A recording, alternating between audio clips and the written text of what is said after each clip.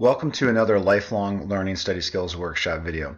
Today we're going to focus on an organizational strategy, checklist of materials to bring home. I know that's not a super fancy title, but basically that is what we're going to take a look at today. Students, I'm sure there have been times where you have gone home, you've opened up your book bag to start out your homework or studying for a quiz or test or just doing your daily review, and you notice that you did not bring the appropriate materials home. Maybe you forgot your textbook, maybe you forgot some type of handout. We've all been there. We've all done that before. If it's one of those things that happens once at every blue moon, then that's one thing. But if you notice that this is becoming a reoccurring weekly or even daily event, we got to figure out some strategies on how to make sure we bring all of our materials home. So this technique is called the checklist of materials to bring home. And basically what you're going to do here is you are going to create a list of every possible thing that you would need to bring home for that day. Now here's the deal. Everybody will have a different type of checklist. It depends on which class you take. Some classes you don't actually have a book. For example, in science, you guys have only an online textbook. So that would not even be something that you would put in your checklist. So here in Microsoft Word, what you would want to do is create your own type of checklist. For example, maybe you're a band student, and so bringing home your band book or your band folder as well as your instrument, that needs to be on here on the list. Right here you see number 1 is a health binder. Well, if you're not taking health, then obviously that's not going to be something that you're going to put on this. So the first thing you need to do is create your own checklist and make sure you include every possible thing that you would need to bring home. Second thing is you need to print a supply of these, okay? Because each day you're going to fill out one of these forms.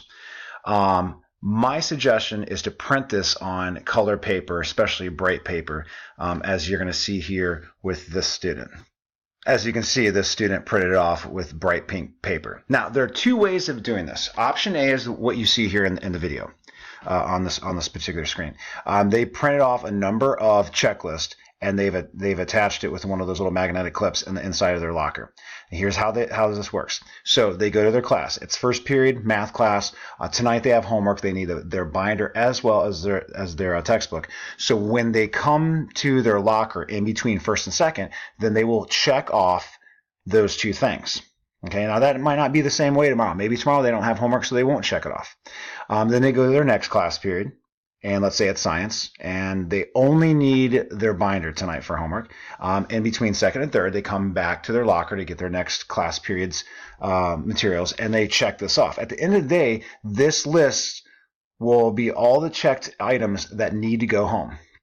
And so as you're opening up your book bag and you're trying to rush because you don't want to be late to your bus, but you have a checklist ready to go for you, and you just put each thing that you're supposed to bring home in your book bag. And then you do the same thing the next day. You have a brand new checklist, and you go through this whole process again. And this will ensure that you are bringing the things home that you need to bring home.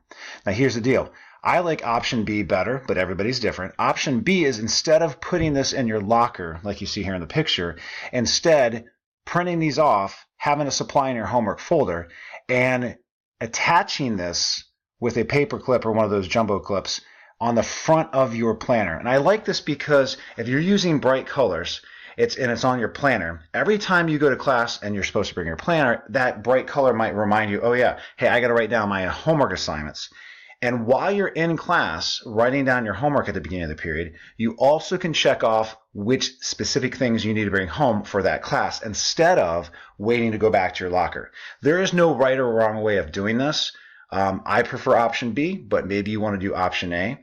Either way, this is a way to help you make sure that you bring things home. Some people are gifted with being able to remember everything they need. And then there are the rest of us that sometimes we struggle. I know I'm a big proponent of Post-it notes. I have Post-it notes all over in my house to remind me of things, or on my desk at school, or even on my truck's dashboard to make sure I remember the things I need to remember. So what you need to do is figure out which technique and which strategy works for you so that you can get the job done. Again, I hope this video was very helpful for you. If you have any questions concerning this organizational technique, feel free to email me. They're at my Lakota Online email. Also, you're more than invited to join me on Twitter. My handle is Mr. Panfalone, and often I will hashtag different articles or post using the hashtag Study Skills Workshop. Thanks again, and have a great day.